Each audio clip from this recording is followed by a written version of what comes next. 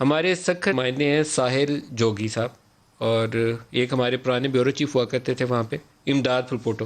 وہ کسی زمانے میں پکڑ لیا تھا ان کو، اور عام تاثر یہی تھا کہ انہوں نے زمینوں پہ قبضے اور وابڈا کے میٹرز کی بغیر ڈائریکٹ لائنوں پہ کنڈے ڈال کے بجلی چلانے کی کچھ خبریں کی تھیں، تو جس کی سزا انہیں ملی تھی کہ ان کو پکڑ لیا گیا تھا. اور پھر ڈاکوؤں کے ساتھ ان کا تعلق، کوئی ان کی فیملی کا پتہ نہیں کون پھلپوٹو ڈاکو تھا، انہوں نے کہا یہ بھی اس کے ساتھ تعلق ہے اس کا. ابھی ایک لڑکا ہے وہاں پر عرفان جتوئی، اور اس کو کہا جاتا ہے کہ سندھ یونیورسٹی جام شوروں سے 10 فروری کو اس کو اٹھایا گیا، اور ان لڑکوں کا اور سول سوسائٹی کا الزام یہ ہے کہ یہ پولیس والوں نے اٹھایا. اور 8 مارچ کو اس کو پولیس مقابلے میں، ان کا الزام دوبارہ یہ ہے کہ پولیس مقابلے میں مار دیا. اس کے اوپر ایک پروٹیسٹ ہے وہاں پر، جس میں جرنلسٹ کمیونٹی سے بھی لوگ ہیں اور سول سوسائٹی کے بھی نمائندے ہیں. اب جب ان لوگوں نے پروٹیسٹ کیا ہے تو 780 یہ جو دہشت گردی کی کلوز ہے اس کے اوپر ساحل جوگی، امداد پھلپوٹو اور اس کے علاوہ 17 اور لوگ ہیں جن کو نامینیٹ کر دیا گیا.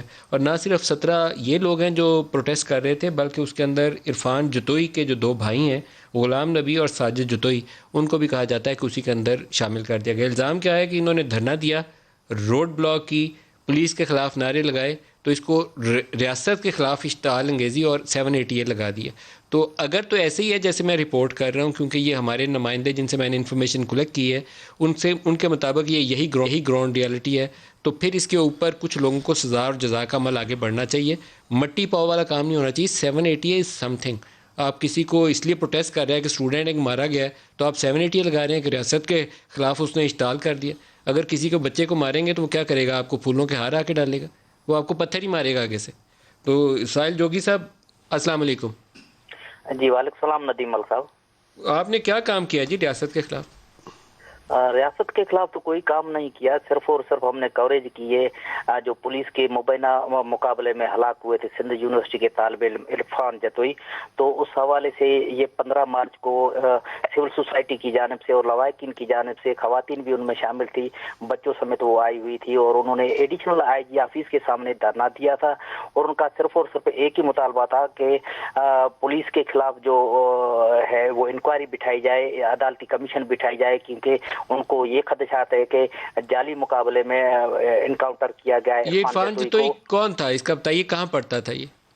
عرفان جتوئی اصل میں سندھ یونیورسٹی جام شورو کا طالب علم تھا، اور وہ پولیٹیکل سائنس کے 3rd ایئر کا اسٹوڈنٹ تھا، جس کو 10 فروری کو سندھ یونیورسٹی کی بوائز ہاسٹل سے گرفتار کیا گیا تھا. تو اس کے خلاف یہ جو بچہ ہے عرفان جتوئی، یہ کیا کوئی ایکٹیوسٹ تھا؟ کسی پولیٹیکل پارٹی کے ساتھ ایکٹیویٹی لیتا تھا؟ کیوں اٹھایا اس کو؟ وجہ کیا بنی اس کی؟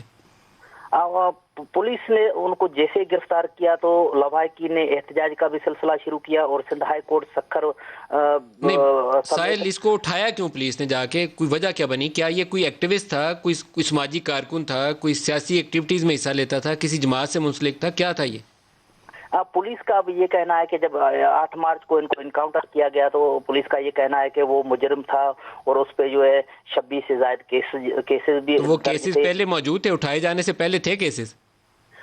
وہ جو کیسز انہوں نے دکھائے ہیں وہ ان کیسز میں بھی بہت ہی وہ کیسز مشکوک اس لیے بھی ہے کہ 2020 کی جنوری میں سکھر کے 3 تھانوں پر 1 جنوری، 2 جنوری اور 3 جنوری پر انہوں نے مقدمات درج کیے. اسی طرح خیرپور کے پیرگوٹ کا تھانہ تھا، وہاں پر ایک ہی ہفتے میں 3 کیسز جو ہے درج دکھائے گئے ہیں. اسی طرح وہ لواحقین نے یہ کہا ہے کہ یہ فیک کیسز جو ہے جب